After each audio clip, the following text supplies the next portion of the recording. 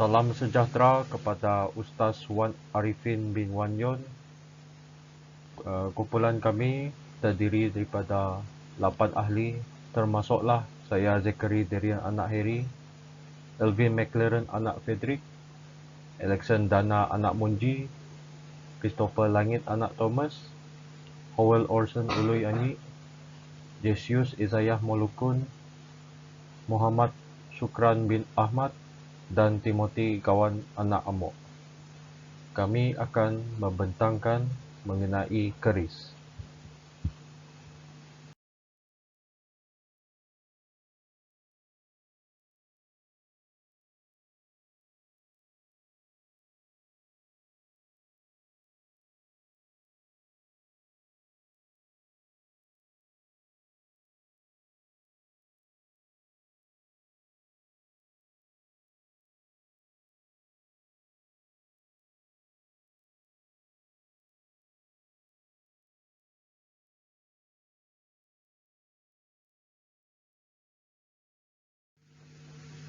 Untuk slide ini menunjukkan beberapa contoh keris.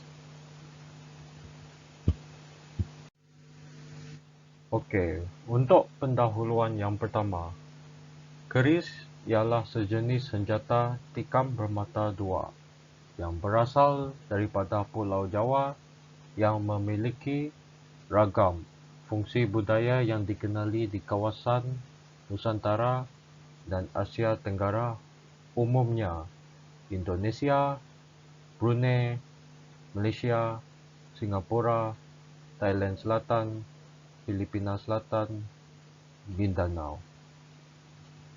Untuk pendahuluan yang seterusnya, senjata ini terbahagi kepada 3 bahagian, iaitu mata, hulu, dan sarung. Seterusnya, ini digunakan untuk mempertahankan diri dan mulanya digunakan sebagai alat kebesaran diraja. Jadi, ini adalah alat kebesaran diraja keris yang paling masyhur pada masyarakat Melayu ialah keris Tameng Sari yang merupakan senjata Hang Tuah, seorang pahlawan Melayu yang termasyhur. Mengikut tradisi Jawa, keris menurut amalan Melayu tradisional perlu dijaga dengan cara diperasapkan pada masa-masa tertentu, seperti malam Jumaat misalnya. Ada juga amalan mengasam limaukan keris sebagai cara untuk menjaga logam keris dan juga untuk menambah bisanya. Antara lain, terdapat kepercayaan bahawa keris mempunyai semangatnya yang tersendiri. Untuk pendahuluan yang terakhir, iaitu keris telah diiktiraf sebagai karya agung warisan budaya kemanusiaan lisan dan tidak ketara yang berasal daripada Indonesia oleh UNESCO sejak 2005, sesi pertama, dan versi mutakhir pada 2008, sesi 3. Salam sejahtera, nama saya Howell Orson dan pada hari ini saya akan membentangkan tentang objektif kajian. Jadi terdapat 3 objektif kajian yang akan saya bentangkan. Itu yang pertama adalah mengenal pasti penjagaan keris berdasarkan kearifan tempatan, dan seterusnya adalah mengkaji cara memelihara keris berdasarkan ilmu dan kearifan tempatan, dan akhir sekali adalah mengkaji bagaimana pengurusan koleksi senjata keris dari senjata Istana Johor dijalankan. Jadi kita akan bermula di poin yang pertama, iaitu mengenal pasti penjagaan keris berdasarkan kearifan tempatan, iaitu yang datang adalah penjagaan barang antik ataupun barang-barang lama adalah amat sulit kerana dia haruslah teliti. Jika tidak, barang itu akan rosak ataupun berubah bentuk. Jadi dengan penjagaan keris ini dah tentu telah menggunakan barangan kualiti dengan menggunakan bahan-bahan yang tertentu mengikut jenis bahan ataupun jenis barang antik yang ingin dijaga, digunakan dalam seharian ataupun simpanan. Jadi bermaksudnya barang-barang ini amat dijaga dengan teliti lah, kerana tidak ingin hilang sesuatu nilai barangan. Dan yang kedua adalah mengkaji cara memelihara keris berdasarkan ilmu dan kearifan tempatan. Itu mengkaji telah memecahkan kepada dua bahagian dalam mendapatkan maklumat tentang kaedah mengawet keris ini, dan kedua-dua kaedah tersebut adalah melalui kaedah saintifik seperti yang dirujuk oleh pengkaji melalui buku yang mereka telah membuat kajian, iaitu buku Tamadun Melayu di bab 16. Di dalam buku tersebut akan diberitahu bagaimana menjaga keris tersebut. Dan akhir sekali adalah mengkaji bagaimana pengurusan koleksi senjata keris dikeleri senjata Istana Johor dijalankan. So,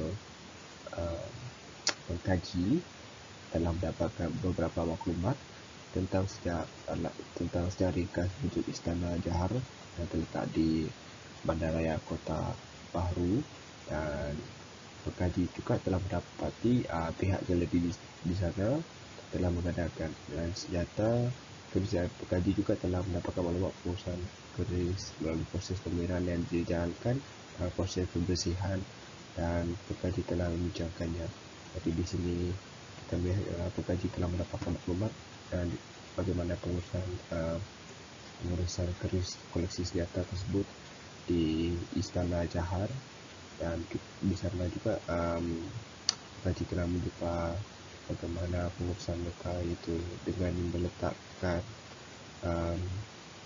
senjata itu di pameran ataupun disimpan di dalam disimpan di dalam tempat yang tertentu lah, supaya tidak rosak ataupun tidak berlaku sebarang kecelakaan di keris tersebut. Dan itu dari saya, dan pembentakan ini akan diteruskan oleh presenter seterusnya. Salam sejahtera, saya Jesis Izaya Melukun, dan saya akan bercakap pasal pernyataan masalah untuk keris. Terdapat 3 subtopik, iaitu penyimpanan dan penjagaan lokasi keris, ukiran dan tulisan, serta nilai keris zaman moden. Yang pertama ialah penyimpanan dan penjagaan lokasi. Setiap lokasi sentiasa mempunyai cara sendiri berdasarkan kearifan tempat. Tetapi bukan setiap lokasi mempunyai cara yang betul. Ada di kalangan masyarakat yang hanya menyimpan keris sebagai hobi tetapi tidak mengetahui untuk menjaga keris tersebut. Mereka tidak mempunyai cara atau kurang ilmu dalam penjagaan keris. Oleh sebab itu, keris yang mereka menyimpan akan rosak atau hilang nilai dan mengakibatkan keris tersebut hilang dalam sejarah selamanya.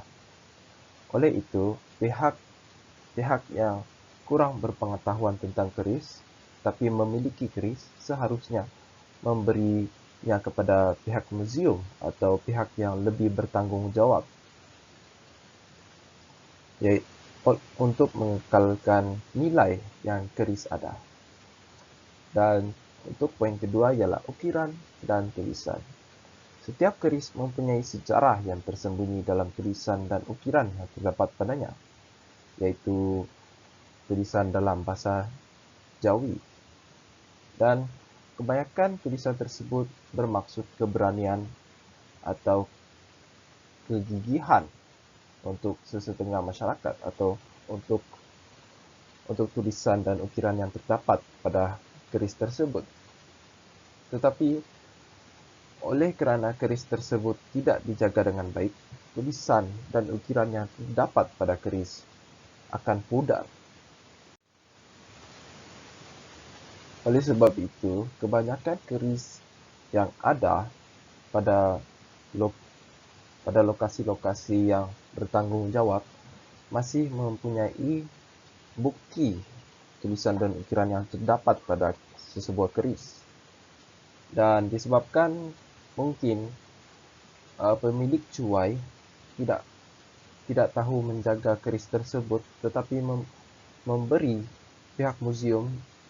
Tetapi apabila pihak muzium mendapat keris tersebut, tulisan dan ukiran telah pun pudar. Oleh sebab itu, tulisan dan ukiran terdapat pada keris tersebut hilang begitu sahaja. Dan poin ketiga ialah nilai keris zaman moden. Nilai keris pada zaman sekarang dan pada zaman dahulu sangat berbeza. Kerana nilai keris pada zaman dahulu, keris digunakan sebagai senjata. Manakala nilai keris pada zaman sekarang, ia hanya digunakan untuk upacara majlis, upacara untuk merasmikan sesebuah majlis, dan hanyalah digunakan untuk hiasan pada rumah-rumah kita. Disebabkan itu, keris pada zaman sekarang mula dilupakan dan antara generasi yang muda banyak yang tidak mengetahui tentang sejarah yang keris ada. Maka banyak yang tidak mengetahui keris dan akibat itu nilai keris mulai merosot dan kerana keris tidak ramai yang diminati, sejarahnya akan dilupakan begitu sahaja. Itu saja dari saya. Sekian, and next presenter. Okey, yang seterusnya adalah berkaitan dengan kaedah kajian. Yang pertama sekali ialah internet. Mengapa internet ialah ianya memudahkan kita untuk mencari maklumat perinci kerana teknologi pada masa kini adalah satu gerbang limpahan sumber untuk mendapatkan maklumat melalui laman sesawang yang kita cari di internet untuk mendapatkan semua maklumat yang kita perlukan berdasarkan apa yang kita cari. Sebagai contoh adalah laman sesawang yang telah disediakan. Yang seterusnya adalah penyelidikan. Penyelidikan ini boleh berlaku mengikut kesesuaian di mana kita boleh membuat penyelidikan di perpustakaan ataupun di muzium. Sebagai contoh, saya dan kumpulan saya telah mengunjung beberapa lokasi yang mempunyai maklumat berkaitan dengan barang bersejarah yang telah kami kaji, iaitu keris. Kajian perpustakaan merupakan suatu metod ataupun cara yang akan digunakan dalam kajian pengkaji, itu dengan melalui kajian di perpustakaan, dan juga pengkaji dapat mengetahui kajian-kajian dan teori-teori yang menyeluruh serta berkaitan dengan penyelidikan dan memberi suatu impak yang positif dalam meletakkan suatu pendekatan yang boleh memberi penjelasan kepada penyelidikan pengkaji. Lokasi tersebut termasuklah library atau perpustakaan yang telah saya nyatakan. Perpustakaan kita boleh pergi sama ada di dalam kampus ataupun di luar kampus, iaitu berada di pusat bandar Kuching. Merupakan perpustakaan yang agak besar lah. Dan juga lokasi yang berikutnya adalah muzium. Muzium terletak di Bandaraya Kuching juga. Di sana kita boleh mendapatkan pelbagai info yang kita cari berdasarkan kajian yang kita buat. Yang terakhir ialah menggunakan cara penangkapan gambar. Penangkapan gambar juga merupakan dihasilkan melalui tangkapan gambar ketika melawat di perpustakaan ataupun ketika berada di perpustakaan. Dan juga ketika berada di muzium. Okey, untuk penangkapan gambar kita dapat boleh tahu cara bagaimana keris ini dipelihara oleh orang dengan lebih terperinci. Dengan cara penangkapan gambar juga kita dapat melengkapkan lagi objektif kajian kumpulan kami. Itu saja daripada saya. Saya serahkan kepada pembentang yang seterusnya. Assalamualaikum. Saya akan teruskan slide saya, iaitu analisis data kajian. Untuk yang pertama, iaitu sejarah asal-usul keris. Terdapat banyak ukiran yang ditemui di kuil atau candi. Contohnya, beberapa ukiran tersohor terdapat di Nusantara, seperti Indonesia. Senjata ini juga lazim digunakan di suku-suku yang tinggal di Asia. Keris juga merupakan senjata yang masyhur, contohnya seperti keris Taming Sari, iaitu merupakan senjata Hang Tuah, seorang pahlawan Melayu yang terkenal.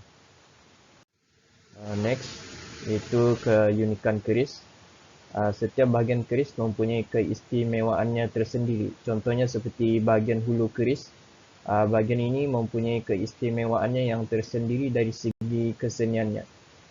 Oleh itu ia mempunyai banyak seni reka yang bermacam-macam. Ada juga keris yang hulunya rekaannya berbentuk figura manusia seperti hulu Jawa Demam ataupun Dewa Sejuk.